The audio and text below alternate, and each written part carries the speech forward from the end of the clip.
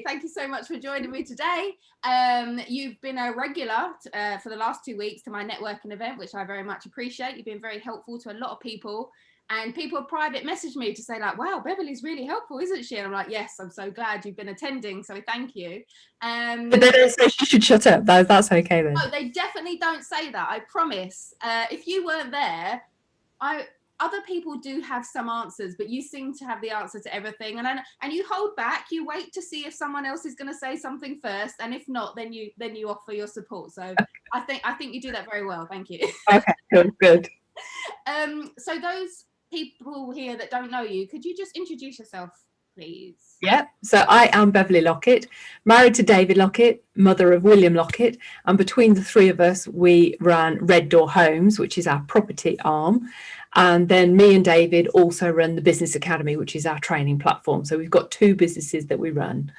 The Red Door Homes, we used to have serviced accommodation, and Red Door Homes now concentrates on shared houses. Fantastic. And when I first met you, it was at HMO Talk, and what I was intrigued about actually is about how your serviced accommodation is quite niche, isn't it? Do you want to explain a bit more about niche? We try, yeah, I mean, we had serviced accommodation. We started on serviced accommodation, and that was what gave us high cash flow so that David could sell his accountancy practice. So that was really important to us. And then once we got started to get the shared houses going, I was then able to give up work. So it's a little bit of both. The service accommodation, you have to think about, well, with every single business, and property is no different, you have to think about who your customer is. So we just sat down and we thought about who our customers are and what they would need. So if you are to maximize the stay, you need to have people in the week, and you also need people there at the weekend. You can't just rely on holidaymakers because they are only there weekends. So you need those business people in the week and holidaymakers at the weekend. So we that's sort of two markets. So we had to have our properties that were homely enough for the tourists, but also we found that the business travellers also like to have that homely feel to it. So rather than everything looking really high end and slick, which some of the serviced accommodation looks brilliant, ours were more homely. And we did that in quite a deliberate way. And we didn't have serviced accommodation in like the big tourist areas like Birmingham, where you would have to be more sort of slick. We had them in the Cotswolds and Worcester, where homeliness is more important. So you've really got to think about who your target market is. Excellent. And does that answer that? Yeah, no, you did. Yeah, that was good. And I always felt the pictures that I saw that day, I always thought they were quite quirky, actually. So yeah, there was a homely feel to it, but there was like lots of artwork and stuff for what you showed me on that day. Yeah, we go a lot on artwork. I mean, our shared houses, everybody says they're quite quirky, but again, we just go for the same.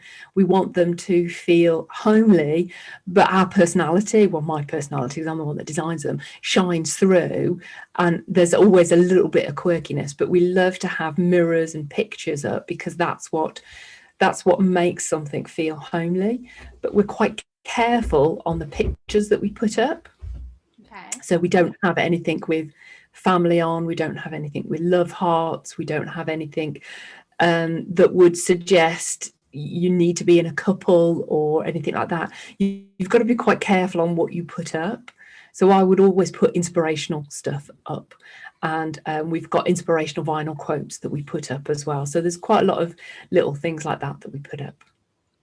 Cool. That's a good thing for people to think about, actually, because when people furnish an essay, they might not always be thinking about like the artwork and stuff, but as you say, it is quite important. And you're right, you don't want somebody to turn up who's just gone through a breakup and there's love hearts everywhere. That would be horrible. Yeah. Oh, look, my cup of tea's arrived. Thank you very much, darling, and very well looked after.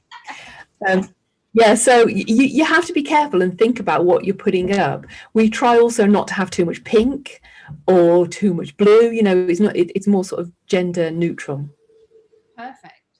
And you you were just talking about how you've got clients in the weekdays and then clients on the weekends. So the weekends are the holiday makers or the people going away for the weekend. So who would normally rent your properties in the week? Well, we had a range of people, mostly like consultants who were traveling to the area, and they'd probably stay 2 or 3 nights. We sometimes would have contractors who wanted something a little bit nicer than staying in a hotel. We would have a lot of independent financial advisors that were coming, and they would come back to us time and time again because it was their patch. So they would keep coming back. We'd have doctors, nurses, university lecturers, so anybody that was travelling to the area for work. Excellent. And how did you market to those people? Well, we were on several sites. So you've got booking.com and Airbnb. So we were on both of those because you know it's best to have a range. And then there was another site, and I can't remember the name of it, but it'll come to me. And they specialised in business people. And we also found local companies on LinkedIn, and we were able to talk to them and tell them that what was going on. And so they would send people to us because we knew the companies.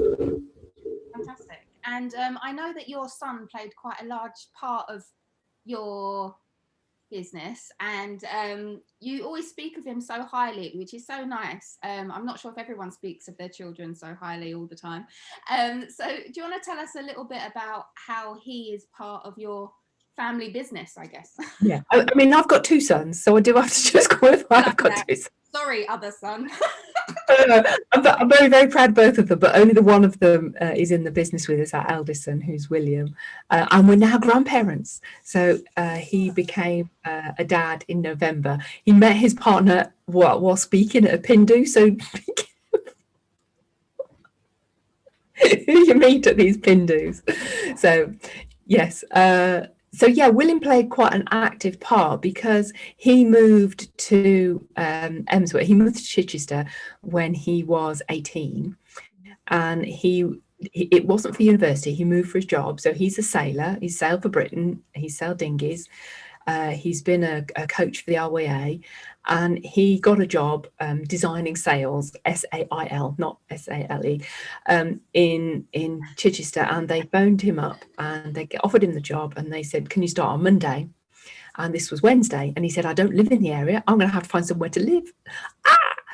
So we found him somewhere to live. Before we even knew what a shared house was, we had him in the shared house. We found it on Gumtree. We weren't able to go and visit because it's 300 miles away. So we had to just rely on the pictures. And you know, I spoke to the landlady, and she was living, and she was well aware of William's situation. So it wasn't like he was moving to an area for university where you move with everybody and everybody's new. It was a completely on his own, completely. So that was an enormous change for him. We were really proud of him because he actually moved himself another 2 times. So he lived in 3 different shared houses while he was down there. Each one was illegal, and each one had different things wrong with it. So, the final one, he was living with a 45-year-old bloke who was a drunk, and he lost his job, and he started taking drugs and selling drugs and all sorts of things like this. And then the landlord moved another 40-year-old in, so it was only a 3-bed, but there were 2 in their 40s, and then William, who was 20. And because his job wasn't going brilliantly, he changed his job at this point. His job wasn't going brilliantly, and his home life was awful. He was trapped in his room. He couldn't leave. He was trying desperately to get into property, but he couldn't do it. And if your home life is good, but your work life is crap, you can cope. If your work life is crap and your home life, you know, you can cope. But when both of them, it was just too much. And he had a bit of a breakdown. And we said, "No, look, just come home. I don't care, just come home." So he moved back home, and we then started Red Door Homes. We always knew we were going to move into shared houses. We'd got our first rent-to-rent deal agreed but not signed, and he came in then to help us.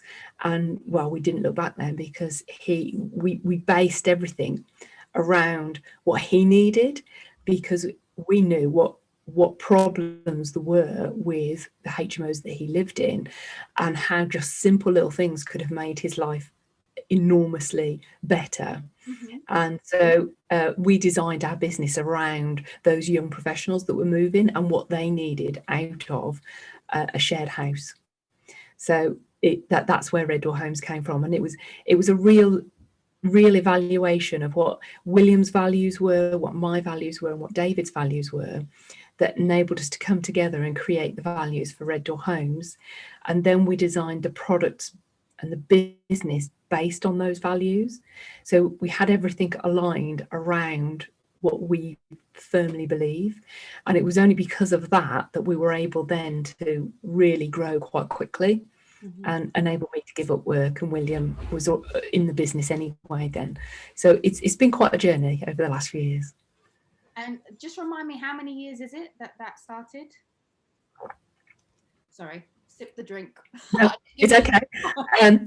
William joined us 3 years ago. Okay. In January last year, and I gave up my job 3 years ago in June that's coming up. So it's just over 2.5 years ago. That is amazingly quick. That is that's a bit of a dream. That is, with people give up work that quick. Well done. That's really good.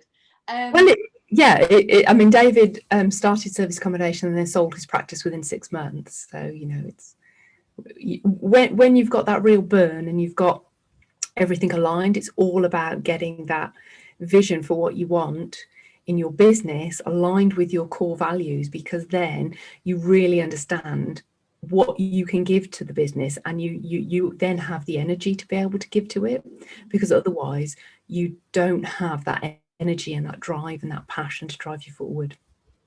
And I think that leads us very nicely into that you support people with their businesses. Is that correct? Yeah, that's a really good lead. You're good at this. Yeah, so we set up the Business Academy because I used to be a business lecturer. So I've got 20 years experience of lecturing at A levels all the way up to postgraduate. And I finished my teaching career in charge of the HND in business. So that's like the last 2 years, the first 2 years of the degree in FE, but doing postgrad and stuff as well. I've got a first class honours degree in business management. So, you know, I understand all of that, the management side of a business. I specialise in change management and organisational behaviour, which is all about creating the right team and understanding how you're putting people together and how you build those cultures to make sure that you are as effective as possible as a business. So I've got that sort of theoretical background from my academic side, but then because I've been teaching business people and business students for years about how to do it, I've got loads of practical experience. I also used to help David's clients with some of their stuff. So I've got that very practical base knowledge.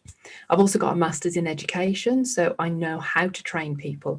I know how to really embed that learning, so that rather than just standing and talking, I can ask the questions that can really get to the heart of something, and keep asking and keep probing, so that you scaffold that knowledge up so that you really understand why you were doing something as well as how to do it, because then you understand how to do it again and how to replicate it. So you're really, you've got that deep learning going on, so that you're synthesizing your learning on a very deep level. And so if you can improve your business, you're then developing something for a lifetime. So rather than just teaching somebody, giving somebody a fish, you're teaching them how to fish and the nuances of how to fish and make sure that everything works correctly. So because I was getting very frustrated, I've been on the speaker circuit for a long time. We've been invited to lots of different masterminds and things and talking. And David with his accountancy background and me with my business background, we've always helped businesses improve and help people improve. And so the Business Academy was born out of that, which is our desire to help people improve their business. What I don't want is lots of people to start a business and then have it fail, or not have it achieve what it should do because they haven't had some just basic business knowledge. And that's what we try and help people with. So we have this process that we get people through. So firstly, it's align, and align is making sure, as I said, you've got everything aligned, your personal views, your vision for who you want to be and what you want to achieve, your business vision and your business values are all aligned.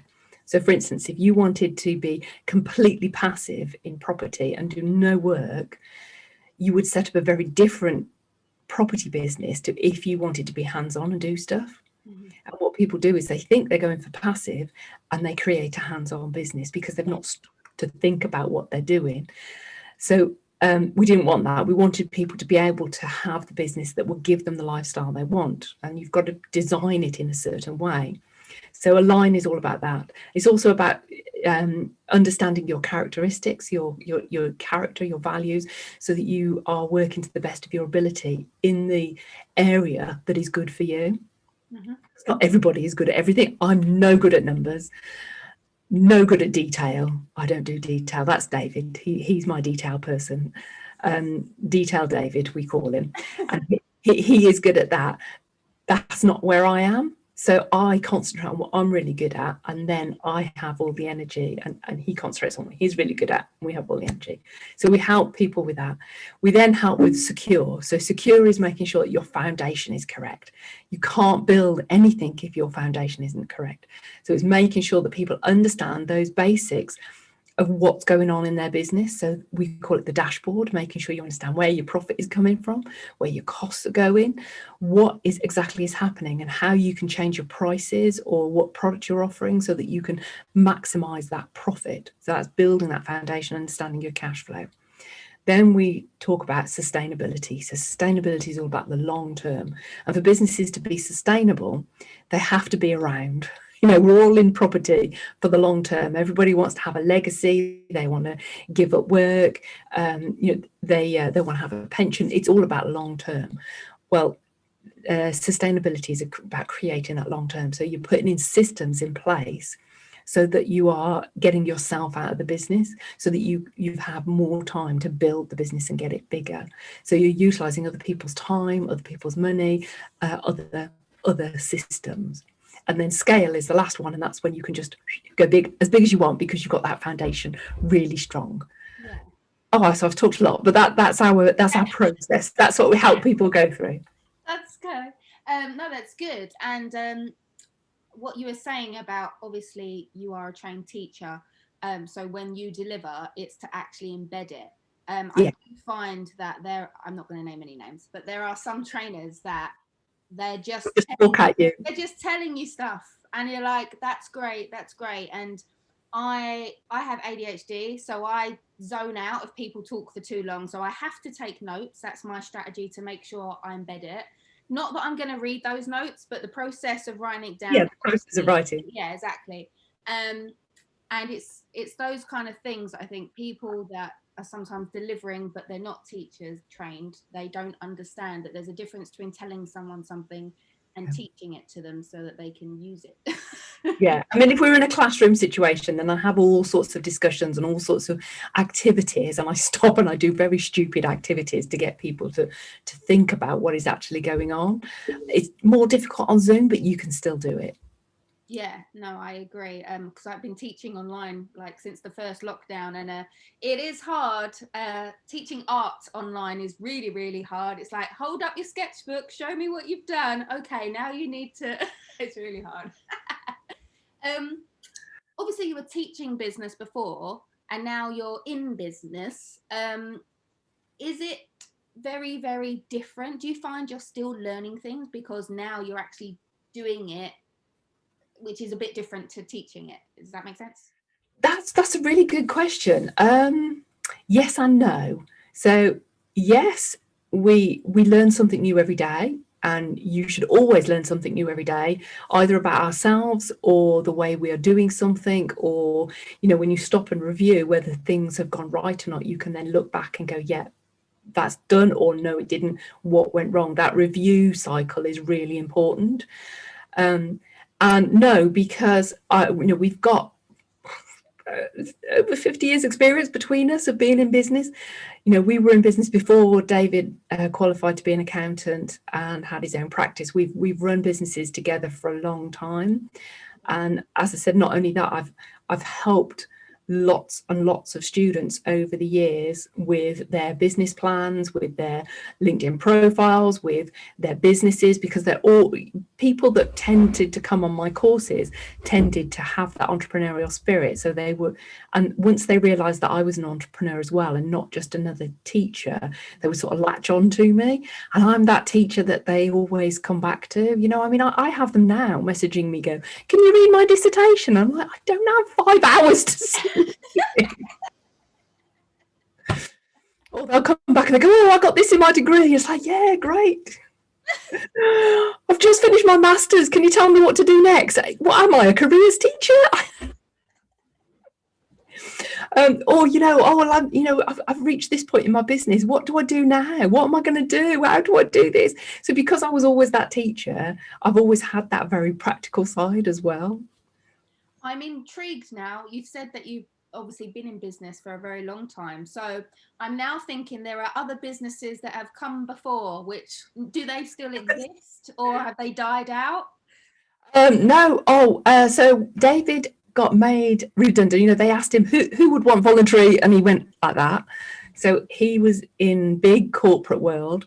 You know, the 0800 numbers, the free numbers that were around years ago. So David brought those into this country. You can blame him. He bought them in and he bought them in 6 months ahead of schedule. So this was, that's his claim to fame. It's very poor. So I think that's a pretty cool claim to fame. So he brought that into the country. He worked for AT&T. And then he worked for 5 different companies sat at the same desk because everything was sold so many times and it just got ridiculous and he hated what he was doing. So when they asked if anybody wanted voluntary redundancy, he took it. He went and became a cost reduction business consultant. So looking at all businesses' costs and reducing them down and helping them that way. He's been a business consultant, just a normal business consultant. We had a chain of laundrettes and dry cleaners. That's a long story, don't ask. We'll go into that another time. What else? Oh, I did colour analysis. You know, when I was in my 20s, I did colour analysis, you know, the drapes round to decide what colours look good on you and what makeup. I'm not into that stuff at all. No, I have no idea. Yeah, I did that. I used to do wedding makeup. Really? All sorts of things like that. I used to really love that bit. What else have we done? Oh my God, I've done so many different things. So all of those things, do they now not exist or they've continued or you sold them? What happened? A lot of them we sold. Okay. Yeah. I mean, that's also pretty cool to start businesses and then sell them. That's, yeah, I can't lie. That's pretty cool, Beverley. When we had the dry cleaners and the laundrettes, for some reason we didn't know that we didn't twig. I don't know why. David's got a degree in maths, physics, and computing. You know, I mean, Rude. So he loves maths, obviously. And when we were running the laundrette and the dry cleaners, he went, I really like all this bookkeeping and stuff. It's really interesting. And there was a government initiative to get your bookkeeping, and then he did the first bits of AAT from this government grant. Okay. So he did all that, and then I really quite like this, and he knew that it would fit in with doing some business consultancy. So he then became AAT qualified, and then started his chartered and started his practice. And then he sold that, and it was quite interesting when we sold the practice because he built it up from nothing. I mean, it was literally a second-hand computer, and he built it from nothing to then sell it and then still have the income from it for 2 years. Shows you the power of having a business that is systemized, because David's business was worth a lot because it was systemized and because it was online. Now he came runner up in a national accountancy award, which is as boring as it sounds, for an online practice, because he ran his entire business online. So nobody believes us when we say our entire business and and the accountancy, business academy, serviced accommodation, shared house, everything is paperless. We have no paper, we have no filing cabinets, we have no well, I have shelves here, but they've literally got books on. There is there is nothing. And people go, how can you do this? And this is because of David, because he just, no, we're going to be systemized, we're going to be paperless, that's the way we're going. But that's one of our core values, is that we are environmentally friendly. Yeah. So it's one of the key things that we have, and people can't believe it. But if you set up, I use the analogy, Shona, when people are trying to get bigger, can you remember when your mum bought you, or your dad bought you, your school uniform probably in the August, and the blazer was like down here off your arms? Yeah. Can you remember? It was too big, and you see all the school kids, and even people who are buying school uniform for their kids now, it's way too big, and you go, oh God, it's too big. And then by June, where is it? It's like up here, isn't it? Yeah. It now is, not only does it fit you, it's probably too small as well. And that's what happens with your business. You have to have the systems in place to enable you to grow into them. What you don't want is systems that are going to stop you growing. So you have to stop and think about, how big are you going to be? Right, let's put the systems in place as if we're going to be that big, so you grow into your systems. Yeah. And that's one of the key things that we help with.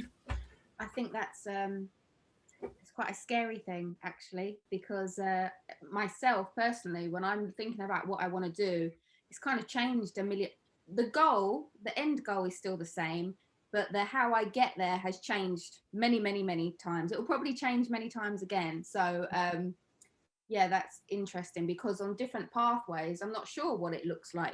So you have to imagine, right, and talk to other people that have done it before you. And yeah, no, networking, very important. Networking, and this is where that align comes in place, because you've got to have an idea of what you want to achieve, and now let's put the stuff in place to achieve that. So before we had our first HMO, David had got all of Rick's systems. So, before GoTenant, he did this systems thing that was all third-party systems. He had built it before we had our first HMO. And I'm like, what are you doing that for? It's just a waste of time. And he said, no, because as soon as we've got the HMO, because we knew the contract was being signed, it was just like waiting for solicitors and everything. And it's like, once we've got this contract signed, we will need to be able to start the advertising as soon as possible, and we'll need to have people viewing everything. And these systems will help us with that. So he built it before we even had our first HMO. That's perfect, because I think, so you're in the middle, that you've done, like, you were prepared before you did it and you knew what you're getting into. A lot of people getting into property, some people run away with it and they just go and don't do it properly necessarily because they're going too fast. And then some other people, they spend ages and ages putting together the stuff so that they will be ready, but they never take the action to actually use the stuff that they set up to use.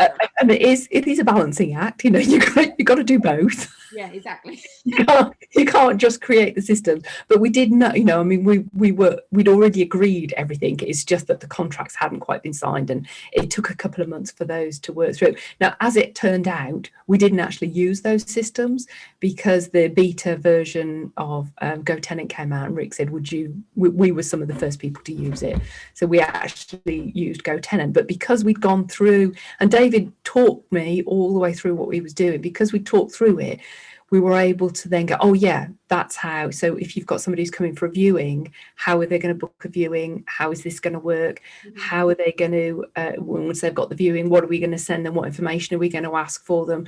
Is that the information correct to go into the AST? Do we need anything else? Have we got the correct AST? How is that going to work? How are we going to get it signed? How are we going to get all the references? What questions do we have to ask on the references?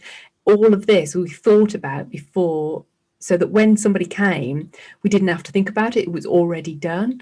And then when the second person came, we didn't have to recreate it or think, oh, what did we do the first time?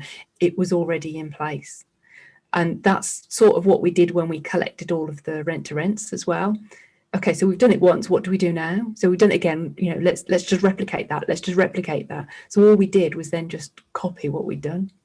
No, that's really good. And it reminds me a bit of like when I became a senior leader at my school, and then I suddenly had to start writing policies and procedures. And I was like, what do you mean we don't just wing it all the time? No, you actually have to plan what you're going to do and how you're going to do it. And with that experience, I think that helps me now with the property stuff, but still so much to learn. But I find that things are always changing as well. So how often do you have to amend those systems? Well, we look at them we definitely look at them every quarter. We probably just check, has everything worked okay over the month? Because we always have a review every month, and every quarter we review everything to make sure it's worked. And at the end of every project, has that worked? What did we learn? Is there anything else that we should be doing? We always have that review. Like, it's Cobb's learning cycle, Shona. It's a good little teaching thing. Did you see me smile? I was like, yeah, you have to review, otherwise. That's good. I'm gonna have to go soon because I need to set up for the networking. But before I go, I wanted to just point out, because you've mentioned David numerous times on this interview, and you made out that he's very boring. Okay, David is not that boring. He is just as fun as you, and the two of you together are like this. We're a bit of a double act. But it is a bit of a thing. I always say he had too much character to be an accountant. When I met him, he was a computer programmer. Can you imagine him as a computer programmer? It was like, that's the dumbest thing out. Why did you think that was a good idea? But he learned so much. You learn so much from any experience. So you learn a lot from every single experience. Yes. Yeah, you do. All right, cool. So before we go, if you had to just give one message out to people who are thinking of getting into property or people starting a business of any kind, what would that message be? Make sure that you have the correct training. So make sure that you understand the property side, because that's really important, so that you're not getting yourself, you remain compliant all the time. But also, I was going to say this, make sure you understand the business side, because there are so many people that don't understand the absolute basics of business. And if you want to go onto our website, which is there, we have free webinars every month, and they're all available. The whole back catalogue is available, and you can pop on and you can see what we do. You can register for the next one. We do a whole range of things. It's all based on our stomp method. It's all based on our planning method. And we just, it's there for you to access, because you need this information. To run a successful business, you need to have it. Cool. So once again, thank you so much. I appreciate your time. And are you joining us this evening, or are you cooking dinner? No, you may have seen on Facebook I did moussaka last night, and I made 2, because there's no point in making that without doing 2. It takes too much time. So we have moussaka again for dinner. Okie dokie. All right then. Well, have a lovely evening, and I'll see you later. Cheers. Bye. Bye.